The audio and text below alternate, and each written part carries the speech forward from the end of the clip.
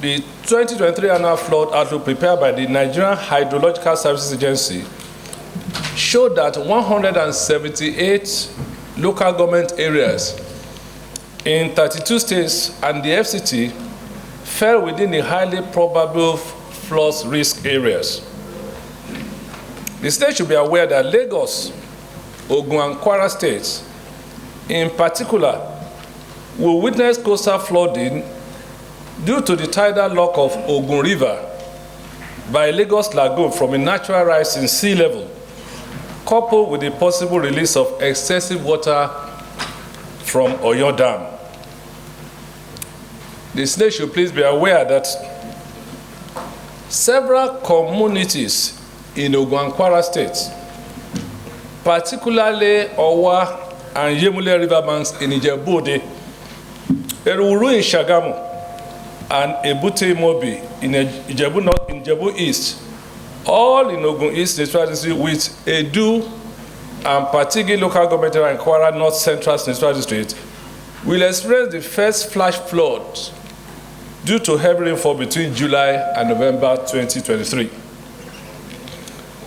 Concerned that all over Nigeria, downpours have resulted in destructions and deaths as residents of Lagos Island and mainland in Lagos were displaced.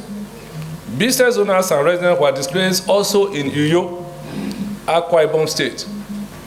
Reported death in Enugu due to this surge. A 10-year-old was swept away by flood in Delta, and the very devastating erosion of the first of the Trademore Estate in Lugbe here in Abuja. Also to be concerned that a 14-year-old secondary school student died, and several others reportedly swept away in a heavy downpour that affected major parts of Shagamu, such as Ajaka, Express Junction, Olayinka, Ogunyowo, and Isale Ojubile. To be further concerned that if the impending floods when the rain really starts in September to November 2023 is not checkmated through proper planning, there could be the danger of a huge loss of lives and properties. And informed that the climate change and the global warming have led to increase in temperature, thus affecting the coastlines, which has resulted in an increase in the volume of water in the sea. Accordingly, the state is hereby asked to resolve by constituting an ad hoc committee to liaise with relevant ministries, departments, and agencies to put in place erosion prevention and management mechanisms. The state is please urge the relevant ministries, departments, and agencies to release funds for dredging of block canals and water bodies, amongst others. The Senate should please urge the Federal Ministry of Water Resources to revisit the proposed construction of Daisin Hausa Dam and the other dams, as the case may be, to take in the flood water from Lagdo Dam in the Cameroon. And the major solution indeed is to dredge these key rivers. We have to dredge. The cost of dredging is indeed very humongous, we know. But the cost of not dredging is far more than the cost of dredging, at least for those who suffer this problem. We need to come up with short-term measures and long-term measures to approach the problem of flooding in Nigeria. With respect to short-term measures, the issue of drainage, control of drainage, is very, very important. And I think every state has Ministry of Environment that can address the issue of drainages in the various states. That is a stopgap measure, okay? Immediate measure that can be taken. But having said that, sir, there is a need for a long-term measure that will address the issue of flooding in Nigeria. One of such is the creation of dams, construction of dams to absorb some of these excess waters. Our behavior all along in this country towards the issue of flooding is like being penny wise and pound foolish, in the sense that instead of taking measures that will avert the ugly scenario of flooding before it occurs, will allow flooding to occur and then rush to the scene with a lot of money for palliatives. And this thing keeps on coming like a recurring decimal. It is more urgent in the FCT because this is the capital. There's a lot of flooding. Estates are being covered up to the roofs. Trademore, a few days ago, 115 people were affected. Last week, 2 or 3 people died in the Trademore. The airport road gets covered when there's flooding. As the equivalent of the State House of Assembly for the FCT, FCT has a lot of problems. I would like to add that the flooding is particularly urgent in the FCT.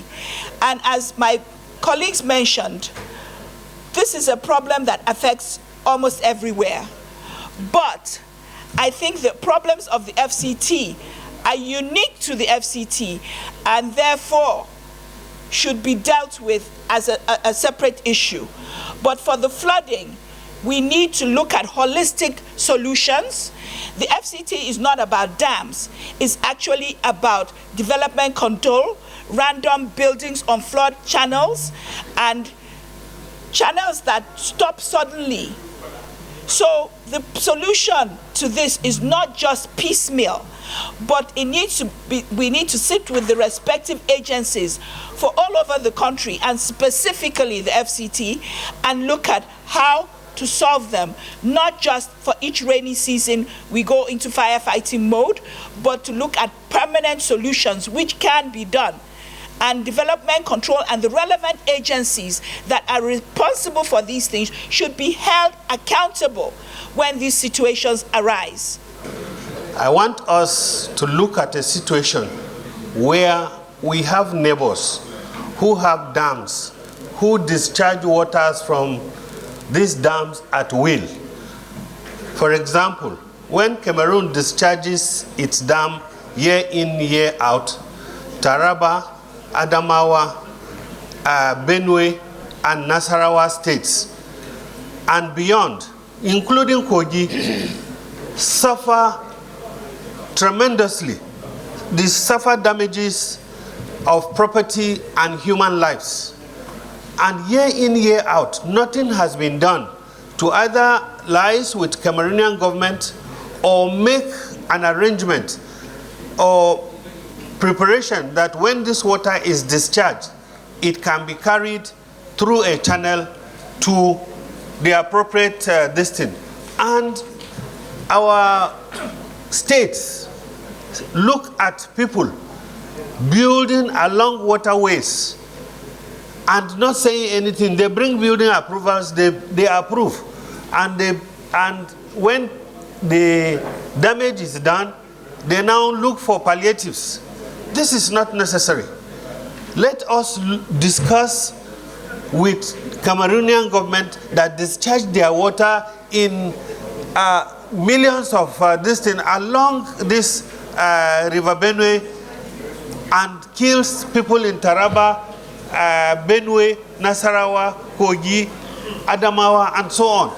If this is not done, if we isolate the cases in the 36 states and FCT and work with the federal government and the state government, one side could be picked at a go, and then engineering empirical evaluation of the problems be gathered, and then engineering solution given. And it's very simple. It's just to build, reinforced concrete, retaining wall to contain this water with a gate. And so during the flood season, then you open the gate and then you collect the water. And then during the dry season, you can use this water, to irrigate our farm. You can use it also to generate electricity. And then it will further, assist us in this issue of, power generation in Nigeria.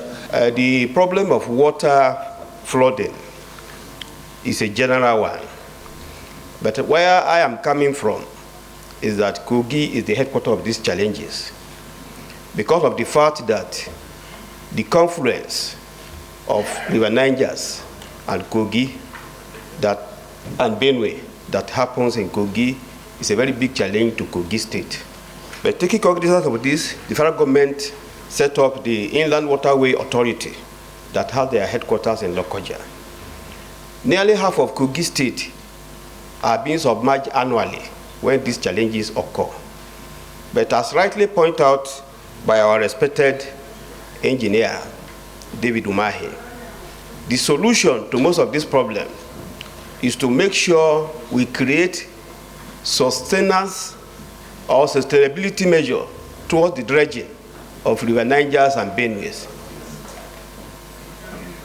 So when this is done, and we have some dams that can rightly take away some of the waters, pending when they are being needed for utilization, especially during the dry season farming, this will help us in a very big way.